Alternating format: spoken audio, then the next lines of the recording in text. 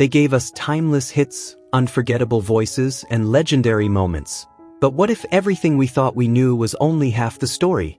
As their lives came to an end, some Black R&B icons revealed terrifying secrets they had kept hidden for decades. Dark confessions, painful truths, regrets that couldn't be undone. In their final moments, the masks came off, and the truth was more shocking than anyone imagined. These are 17 Black R&B legends whose deathbed confessions will leave you disturbed, emotional, and questioning everything. Watch till the end, because some secrets were never meant to be revealed. Sam Cooke. Sin, secrecy, and the quiet betrayal of a legend. Sam Cooke was far more than the velvet voice of romantic soul.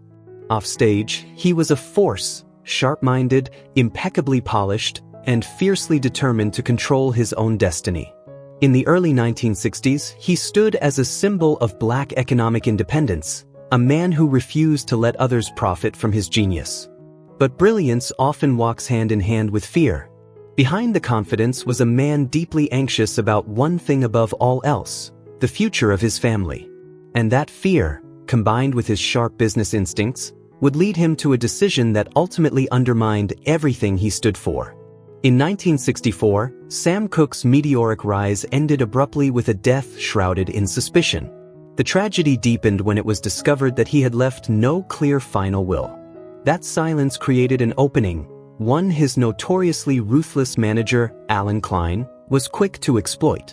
For years, the truth of what happened behind closed doors remained buried.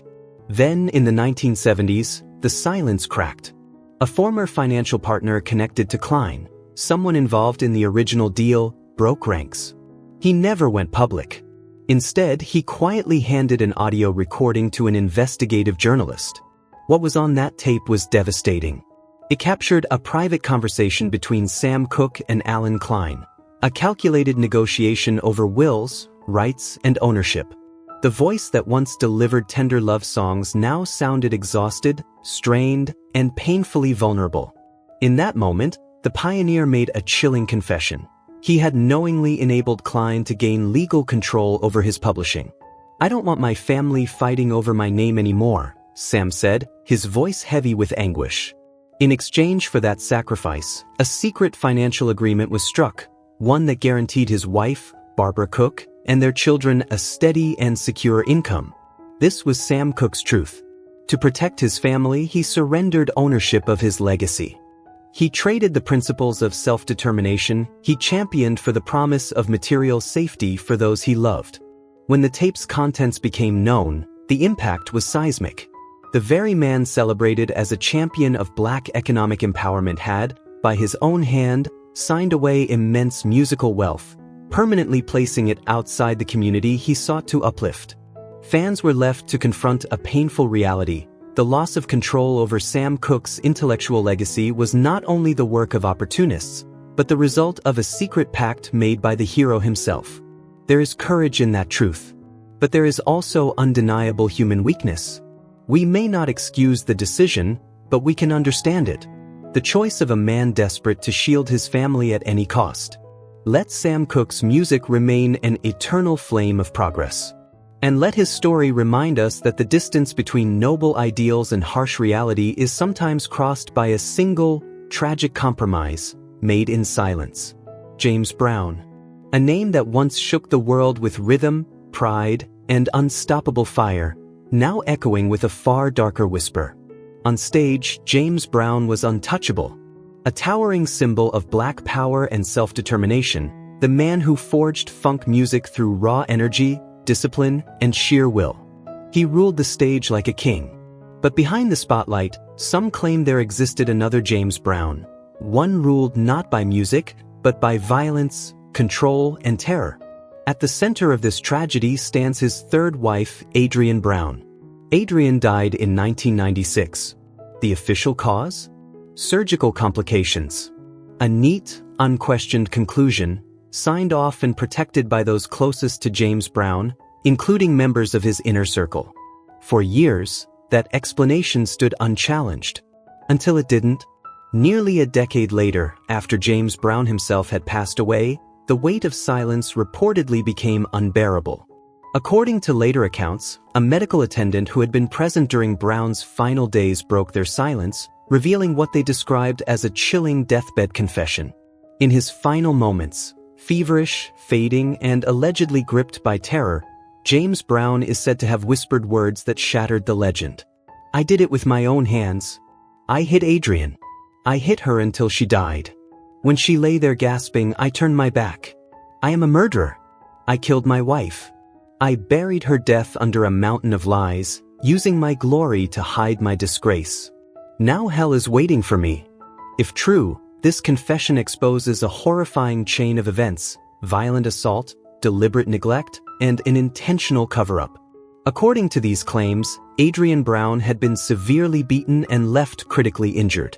Rather than seeking immediate medical help, she was allegedly abandoned, allowed to deteriorate until her death could be framed as a tragic medical accident. The story suggests that Brown's immense influence and fearsome reputation were used to pressure others, medical professionals and associates alike, into silence, preserving the image of a musical icon while burying the truth. In this telling, James Brown is no longer just a victim of personal demons, but a private tyrant, someone who weaponized fame to erase accountability.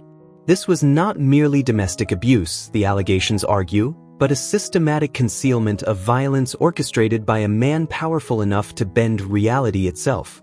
For many listeners, especially women, the story forces a painful reckoning. How power can silence victims?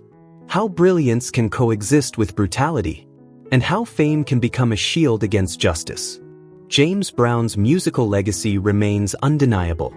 Funk would not exist as we know it without him. But his personal legacy, as described in these accounts, serves as a grim warning. Unchecked power corrodes everything it touches. We cannot rewrite history, but we can refuse to look away. If nothing else, this story stands as a reminder of why voices long silenced must be heard, why legends must be questioned, and why truth, no matter how uncomfortable, matters. Honor the music, but never forget the cost of silence. Marvin Gaye, a name once synonymous with love, conscience, and the wounded soul of a generation, yet also the bearer of a devastating confession. Marvin Gaye was more than a legendary soul singer. He was the voice of unspoken pain, the quiet rage of the Black community confronting war, injustice, and betrayal. His rise was inseparable from Motown Records, where he married Anna Gordy, the sister of Motown's founder, Berry Gordy. That union bound Marvin not only to a woman he loved, but to the very heart of a musical empire. His art, his marriage, and his private life became deeply entangled with power, fame, and expectation. But authenticity has a dark side, and pain, when left to fester, can become a weapon. The marriage between Marvin Gaye and Anna Gordy collapsed in bitterness in the mid-1970s. The divorce settlement was brutal. The court ruled that the profits from Marvin's next album would go directly to Anna as alimony. What followed was not resignation, but revenge. After Marvin's tragic death in 1984, a chilling truth began to surface. Private audio recordings and personal letters, preserved by those closest to him, were leaked. Together, they revealed the hidden intention behind the 1978 album Here, My Dear. This album was never just a financial obligation. It was a calculated psychological assault. Marvin Gaye turned his artistry into a blade. He embedded intimate, painful, and sometimes distorted details of their relationship into every track. In his own correspondence, he described the album as a public exposure, a form of mental punishment. He knew exactly what he was doing. He weaponized vulnerability. He turned soul music into acid. This was his confession. I turned soul into cruelty. I used my fame to dissect her private life before millions. I am no longer a prophet. I am the executioner of dignity. He admitted his sin not with denial, but with horrifying clarity. He did not regret the act itself, only that he took pleasure in the pain he caused. This was not ignorance. This was awareness wrapped in torment. Marvin Gaye lived divided. One half was the visionary artist, desperate for redemption. The other was a man consumed by resentment, incapable of stopping himself. The revelation shattered his public image. The world struggled to reconcile the man who sang of peace with someone capable of such calculated emotional violence. The damage to Anna Gordy was profound and lasting. And within Motown, the betrayal created a fracture that could never be repaired. Marvin Gaye left behind a towering musical legacy. But we must confront an uncomfortable truth. Some masterpieces are born not only from love, but from rage, despair, and unresolved pain. His actions were wrong. Yet they were also the tragic climax of a deeply conflicted genius unraveling under his own wounds. This story is not told to condemn, but to understand. To release Anna Gordy from silence. And to remind us that the line between art and destruction is perilously thin. Let Marvin Gaye's voice remain a mirror, not only of beauty and truth, but of how easily brilliance can turn against the soul that created it. Ray Charles, The Confession of a Purchased Soul. Ray Charles was a giant of American music, a man who turned darkness into sound. Blinded in childhood, he rose above every hardship, transforming pain into genius. To the world, Ray Charles was a hero, a symbol of resilience, a once-in-a-generation talent who conquered the global stage through sheer will and brilliance. But when fame and fortune finally arrived, they brought more than freedom. They carried temptation. And slowly, invisibly, they began to erode the moral foundation of a man the world believed untouchable. Ray Charles died in 2004. Yet only after his death did the truth begin to surface.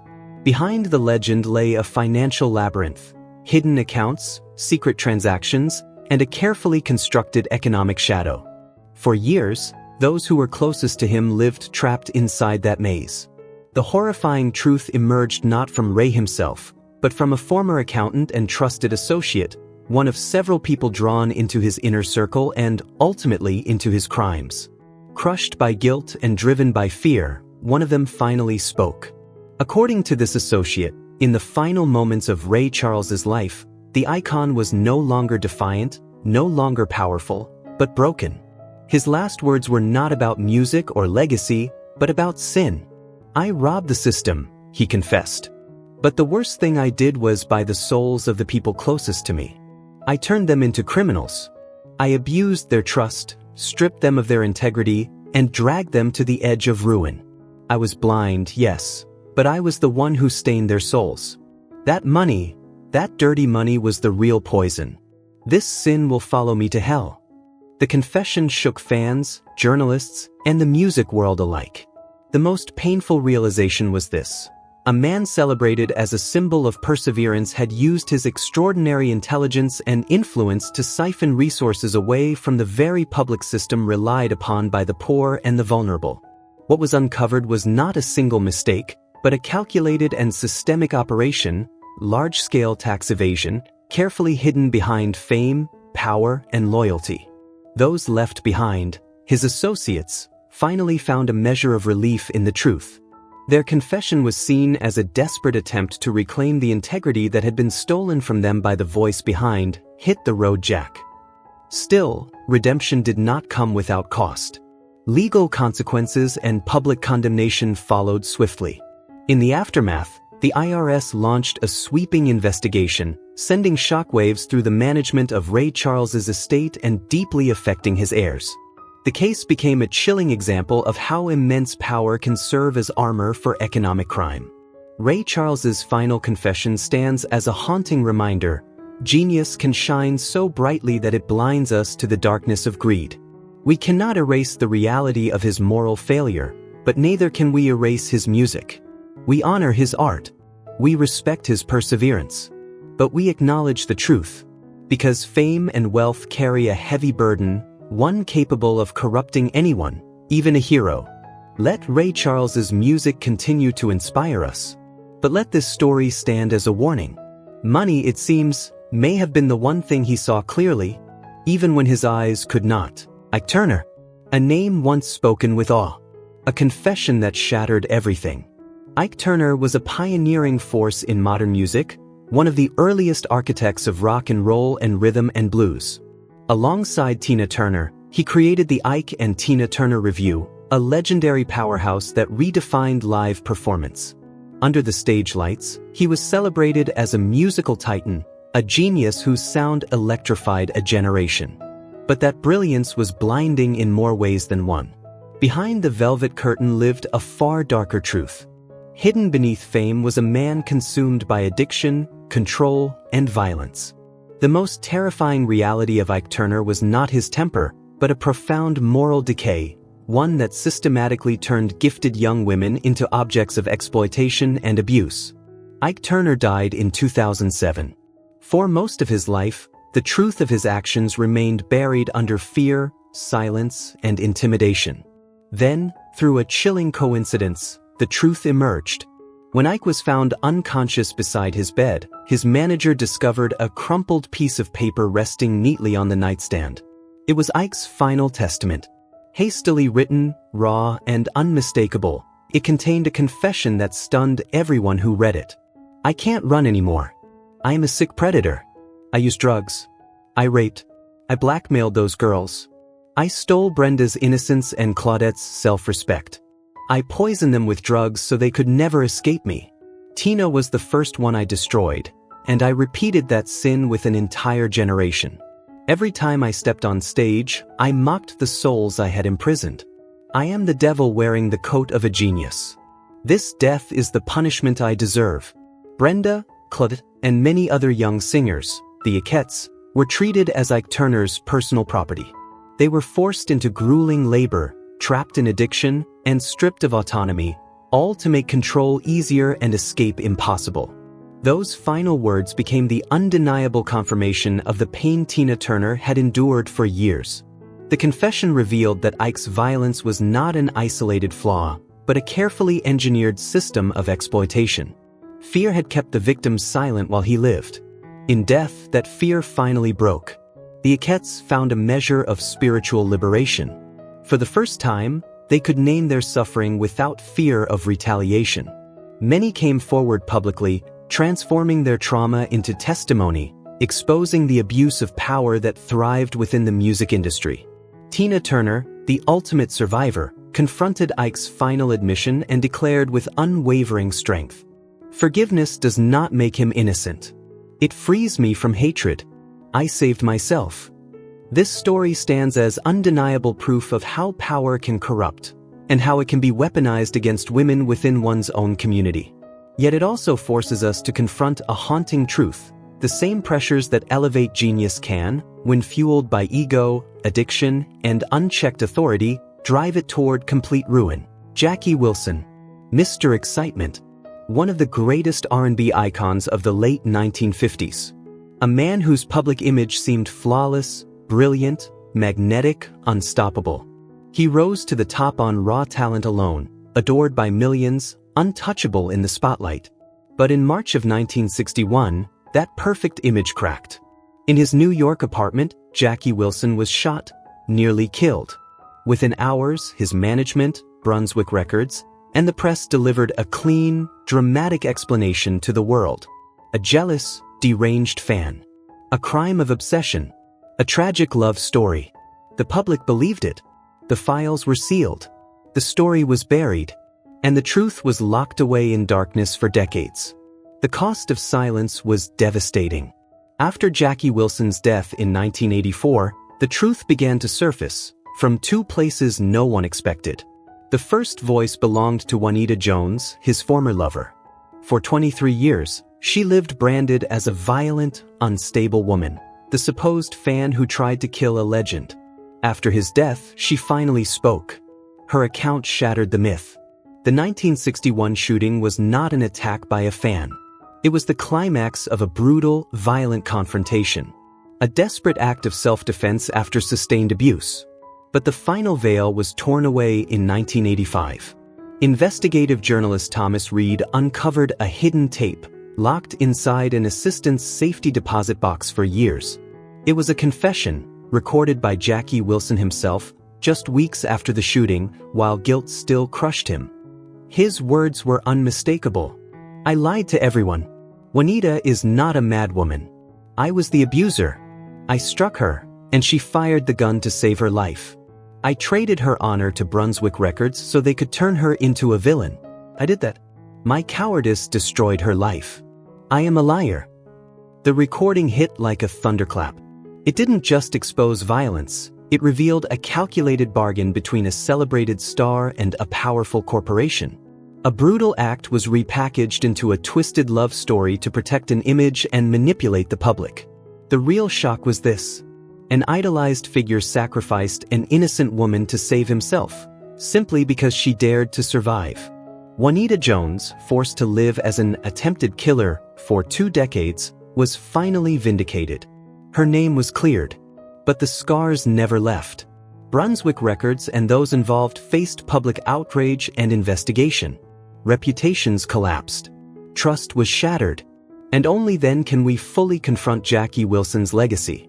His music remains extraordinary. His influence undeniable. But his life stands as a tragic lesson in how power corrupts, and how truth, no matter how long buried, demands to be heard. We cannot erase the past. But we can honor the harmed, face the truth, and choose accountability over silence. Barry White. The final post in The Confession of a Predator. He was known as the King of Romance, the architect of love itself. A voice so deep, so warm, it seemed to promise safety, devotion, eternity. But behind the velvet tones and elegant image, a darkness waited in silence for decades. During the height of his fame, no confession ever surfaced. No truth escaped his lips. Only when death loosened its final grip did the voice the world adored speak differently. On July 3, 2003, as kidney failure drained the last strength from his body, a post appeared on his personal page, sudden, chilling, and seismic. I lied to all of you. I am no angel. I am a predator. I used fame as a weapon, charm as a trap. I turned admiration into chains. The tapes, the files, the tools of silence, they still exist. This torment killed me long before my body failed. I destroyed them. Now I destroy myself. May death finally end the lie. Those words ripped open a curtain that had concealed years of alleged abuse. A system of power, manipulation, and fear. A world where romance became coercion, where ambition was exploited, and where silence was bought with terror. In this dark telling, influence became bait. Young, hopeful admirers were drawn in by promises, only to find themselves trapped in psychological prisons built from shame and threat. To protect the secret, a ruthless mechanism emerged: extortion, hidden recordings, compromising images. Fear weaponized against reputations, careers, and futures. The money flowed. Luxury flourished. And an inner circle of accomplices thrived in the shadows. Only after the fall did the victims find validation. Only after the silence broke did the public reckon with the cost of believing too blindly. Barry White's music, the soul classics, still echo through time. The melodies endure. But in this story, so does the warning. Great art does not guarantee great character. Charm is not proof of decency. And admiration should never replace vigilance. Let this tale, fictional yet unsettling, stand as a reminder. True justice requires clarity, courage, and compassion. And the brightest stage lights can still cast the darkest shadows. Wilson Pickett, a name once synonymous with raw soul, blistering R&B, and unstoppable fire. But behind the legend lies a blood-stained silence, a taped confession, and a sentence of cruelty so cold it haunted him to his final breath. Wilson Pickett, known to fans as the Wicked Pickett, possessed one of the most ferocious voices in music history. His sound shaped the muscle of Southern soul and defined the Memphis groove. The world celebrated him as an icon of resilience, excusing his explosive temper as the price of genius, the fuel of untamed artistry. Yet beneath that electrifying talent lurked a darkness, one far more calculated than anyone dared imagine. For years, the public heard only whispers, unfortunate incidents, blamed on alcohol, brushed aside as excess. The entertainment industry accepted the lie. Silence was purchased. Records were sealed. Truth was buried, along with the life of Jean Marie Cusseau, Pickett's longtime girlfriend. Behind closed doors, violence reigned. The horrifying reality would remain hidden until after Pickett's death in 2006. On the night of January 18th, just one day before he died, Wilson Pickett made a final, desperate phone call. It reached David Miller, a relentless investigative journalist who had spent years chasing the ghost of the Pickett case. That call would make Miller the last witness to a secret the singer could no longer carry. At around 2 a.m., David stood beside the legend's cold hospital bed. Pickett's breathing was shallow. His body was failing. But his eyes were filled with terror. Sensing the weight of what was coming, David quietly placed a recorder on the table. And then, the voice that once commanded stadiums began to confess. "I hate myself," Pickett whispered.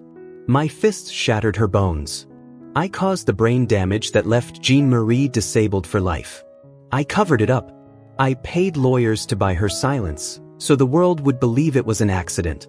I am not wild, I am deliberate. I am a calculated abuser." His voice trembled. "My music sold my soul to the devil. I am dying now, and I can see hell waiting for me because of what I did to Jean. I destroyed her. Now I must pay forever. Please, God, save this sinful soul." When the recording was released, the world reeled.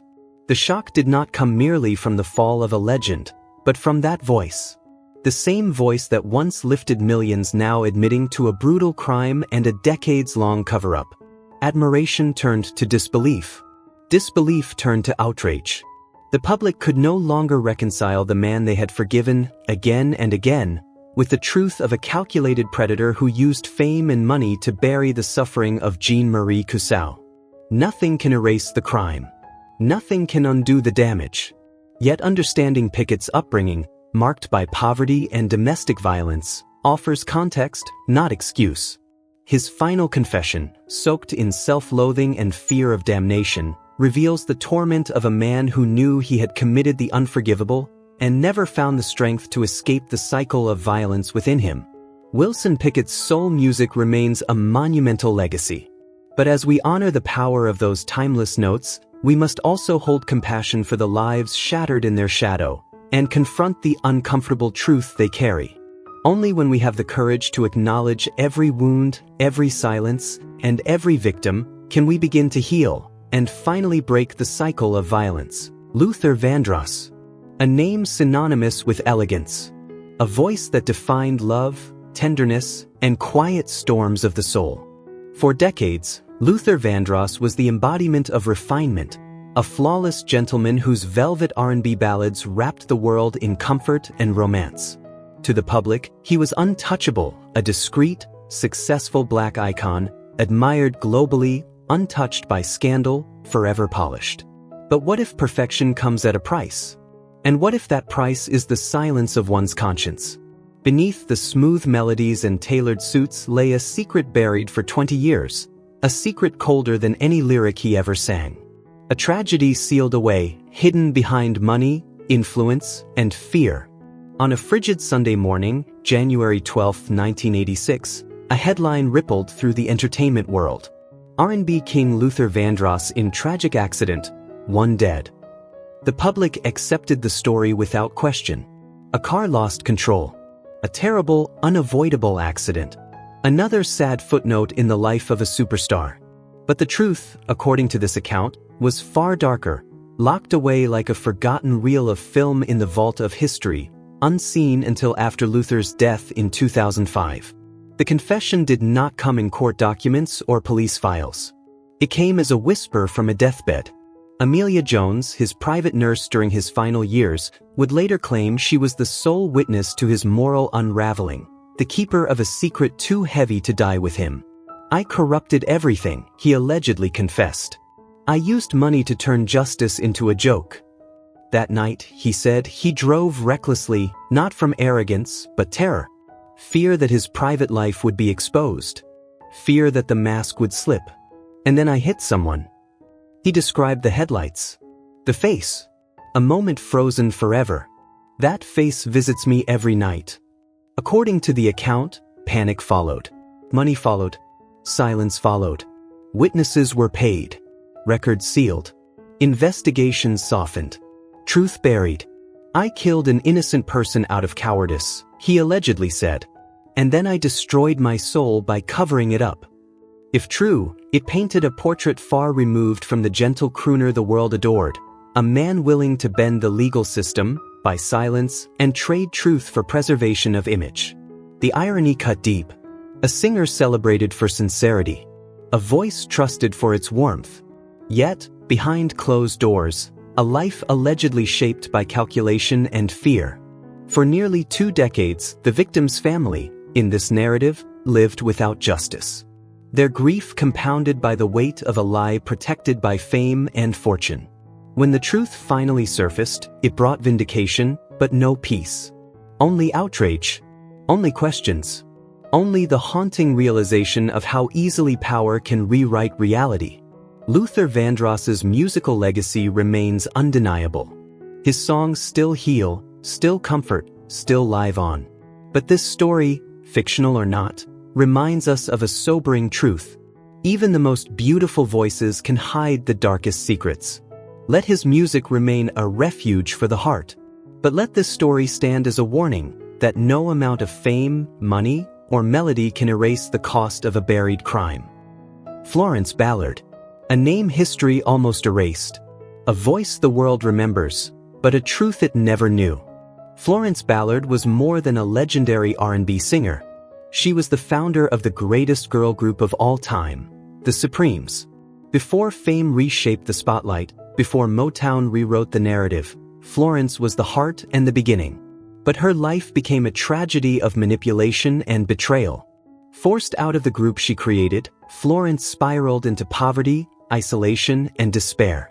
The public mourned her as Motown's forgotten victim, used, discarded, and destroyed by a ruthless system.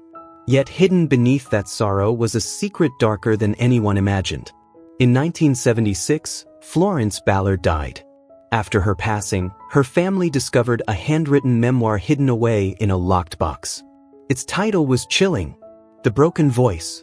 Inside was a confession so devastating it reshaped everything. I begged God to save my children, but Motown was my only path to salvation. I had no other choice. I signed the paper and sold everything: Mary's future, Diana's career, the very soul of the Supremes. Their faces follow me to bed every night. That paper I signed, it was the death warrant for my own sister's legacy. I am haunted. Desperation turned me into the worst kind of traitor. I do not deserve forgiveness. Lord, tear my soul free from this betrayal. The memoir sent shockwaves through the public. Legal investigators immediately demanded access to Motown's sealed records. What they uncovered was Florence Ballard's terrible crime. In exchange for emergency cash, she had secretly signed a settlement with Motown and Berry Gordy, selling away the future royalties and financial interests of the other Supremes. It was the ultimate betrayal of the women she once called sisters. Florence Ballard, once the exploited victim, had become Motown's final accomplice. When the truth surfaced, Mary Wilson and Diana Ross were forced to confront an unbearable reality. Their founding sister had secretly sold their financial future. And yet, what followed was not revenge. It was grace. Mary Wilson later spoke with heartbreaking clarity. We understand that desperation turned her into a traitor. We choose forgiveness, not to erase her sin, but to let Florence's soul finally rest. Motown and Berry Gordy faced moral condemnation when it became clear they had exploited a desperate woman to strip others of their rightful legacy. Florence Ballard's betrayal was born not of greed, but of despair. She was both a victim and the final casualty of a cruel system that devoured its own. Her voice was broken. Her soul was haunted. And her story remains one of the most tragic chapters in music history. Mary Wells, a name that once crowned an empire and a confession that shattered a legacy. Mary Wells was the first queen of the Motown Empire, the radiant symbol of Black artists rising into the spotlight in early 1960s America. Her voice defined an era. Her image embodied hope.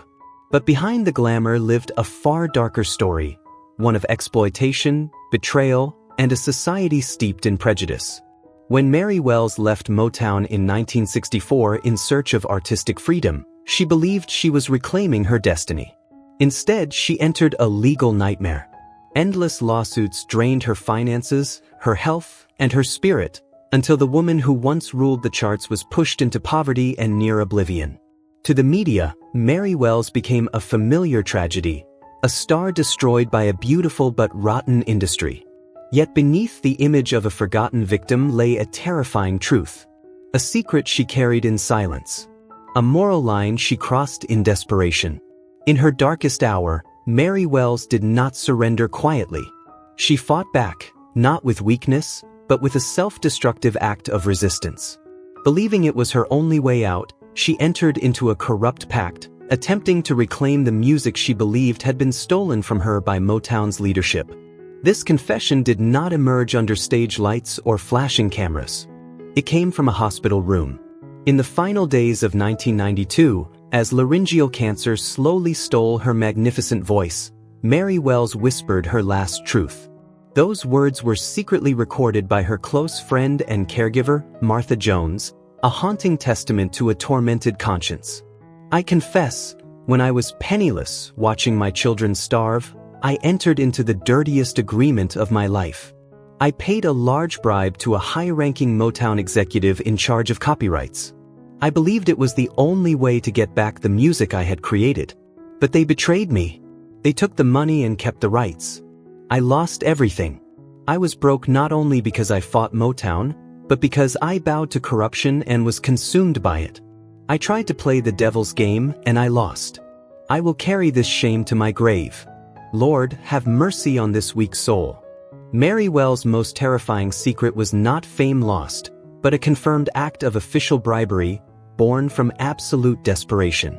Her deathbed confession revealed how far the Motown queen was driven, sacrificing her final sense of integrity in a last attempt to reclaim what she believed was hers.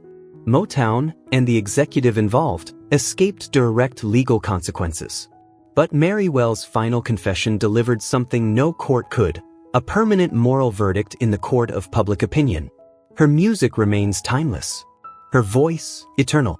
And her final act, though deeply flawed, is remembered with the understanding of the unbearable desperation that led her there. Let this truth stand as a painful reminder. When the fight against an unjust system becomes hopelessly uneven, even the strongest souls can lose themselves in the struggle. Little Willie John. A name that still echoes through the soul of R&B. A voice that could caress your heart one moment, then tear it open the next, smooth as silk, fierce as fire. But behind that legendary sound lived a man bound by inner chains, spiraling toward chaos. His life did not fade quietly. It ended in darkness. In 1968, the world was told a simple story. Little Willie John died of a heart attack behind prison walls while serving time for manslaughter. A tragic but convenient truth. The public mourned, accepted it, and moved on. A genius lost too soon. Yet years later, a far more disturbing account emerged, one sealed away in prison records and buried under silence. According to a former cellmate, the man who stood just feet away during Willie's final moments, his death was no accident of nature. It was the outcome of calculation, rage, and a fatal misjudgment. Haunted by guilt and facing his own end, the cellmate finally spoke, exposing what he claimed was a brutal fight and a cover-up that followed. Willie did not collapse from a failing heart, the witness said. That was the lie. What happened was far more violent. Driven by humiliation, deprivation, and relentless psychological abuse from guards who despised him, cutting his food, denying family contact, dragging him from his cell in the dead of night, Willie became consumed by the need to reclaim control. Power at any cost. He allegedly provoked a rival inmate, intending to strike first, to eliminate a threat. It was not impulse. It was deliberate. Planned. But the plan unraveled. The rage he unleashed came back stronger, more merciless than he anticipated. The witness described watching Willie collapse, blood spilling from his mouth, terror locked in his eyes. There were no prayers. No pleas for mercy. Instead, the cellmate recalled words that still echoed in his mind. I miscalculated. My wildness killed me. I am not a victim, I am a failed killer. I signed my own death warrant. Moments later, he was gone. When this account surfaced, it shattered the long-accepted narrative. The quiet prison death of 1968 exploded into controversy. Media outrage followed. Public opinion shifted. What had once been seen as a tragic loss was now understood, by some, as the final act of a man destroyed not only by the system around him, but by the violence within him. And yet, the music remains. Little Willie John's soul still sings, timeless, powerful, unforgettable. His legacy is magnificent. But his story is also a warning, a reminder of how unhealed wounds, unchecked brutality, and the hunger for power can consume even the most gifted souls. Let us honor the music with gratitude, and let us meet the man's tragedy with compassion.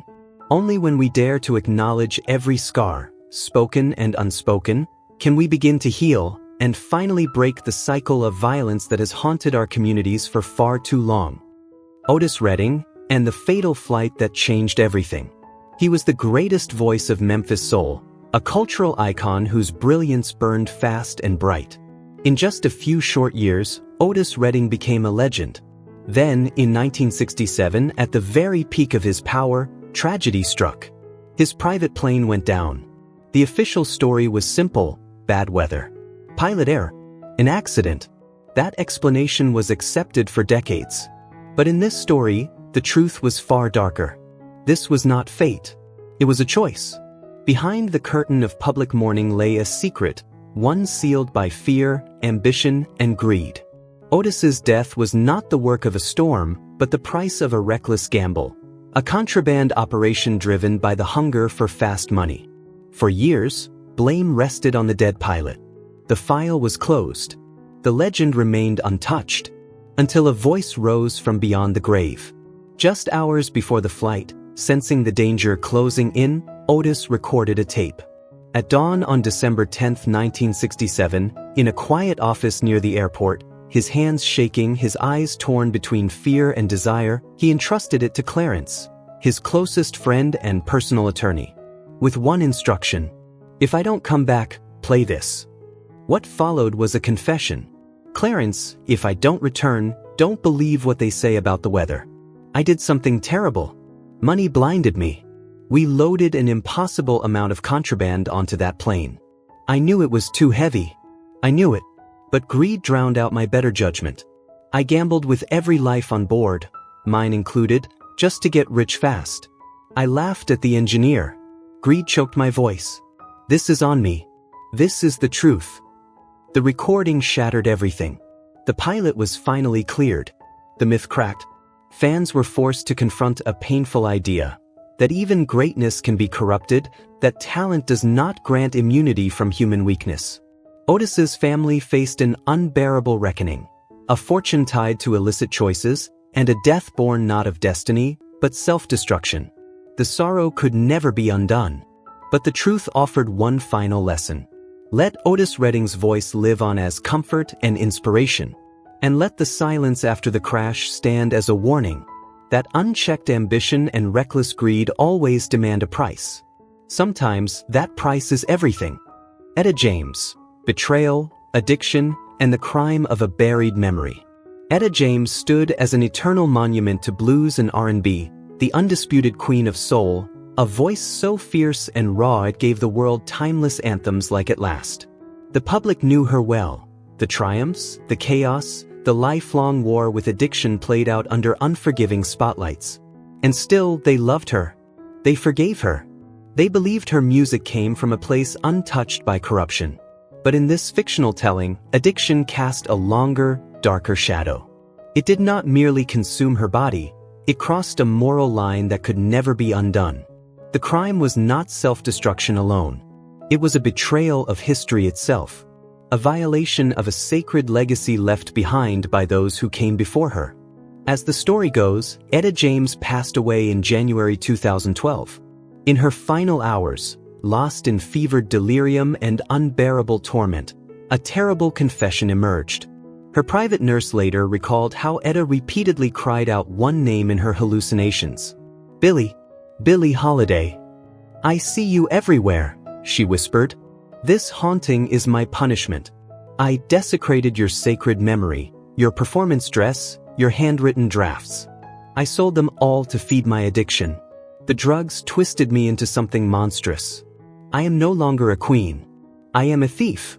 My breath is fading, but my soul knows no peace. That mistake, that betrayal, is the price of my desperation. Lord, let hell judge me.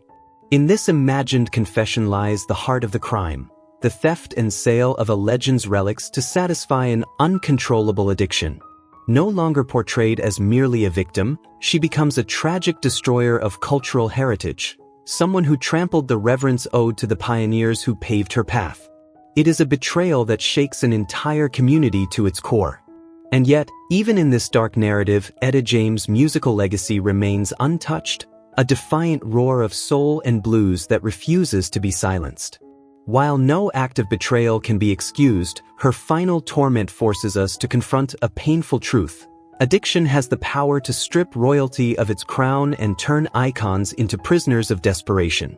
May this story, harsh and haunting, serve not as condemnation, but as a reminder to extend compassion to those trapped in inner darkness, and to let even the most painful truths become a source of understanding, not eternal judgment. Teddy Pendergrass.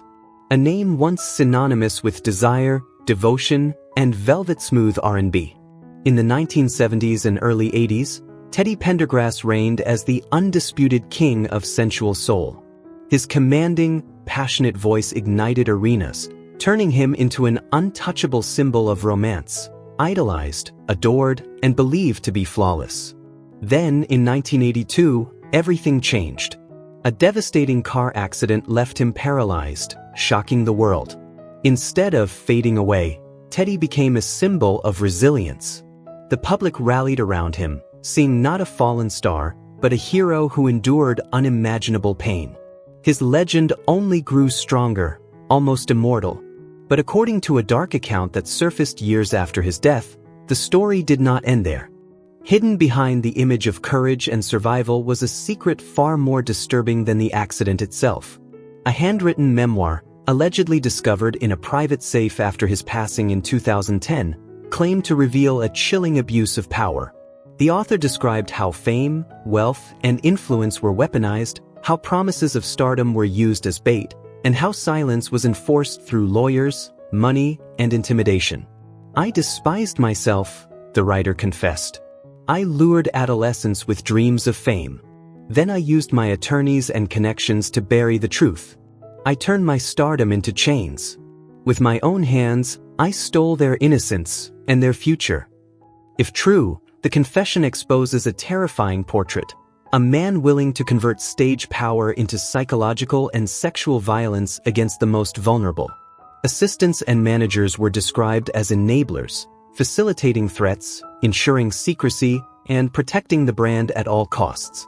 The alleged victims, according to these claims, were robbed of their childhoods and forced into lives shadowed by fear. Yet the emergence of this confession is said to have emboldened others to speak, transforming long-buried whispers into demands for accountability and justice. Those accused of complicity now face public outrage and scrutiny for their roles in maintaining the silence. Teddy Pendergrass's music remains timeless. But this story, true or alleged, stands as a sobering reminder: charisma is not consent, and power does not grant moral immunity. No legacy is bright enough to erase wrongdoing, and no icon has the right to place fame above a child's safety. Let this final confession, if nothing else, serve as a warning. Every adult bears the responsibility to protect the vulnerable. And no amount of applause can ever justify silence in the face of harm. Aretha Franklin. A name that once shook the world. The Queen of Soul. A symbol of strength. A voice that became an eternal anthem of Black pride, dignity, and feminine power. But this story does not begin with glory.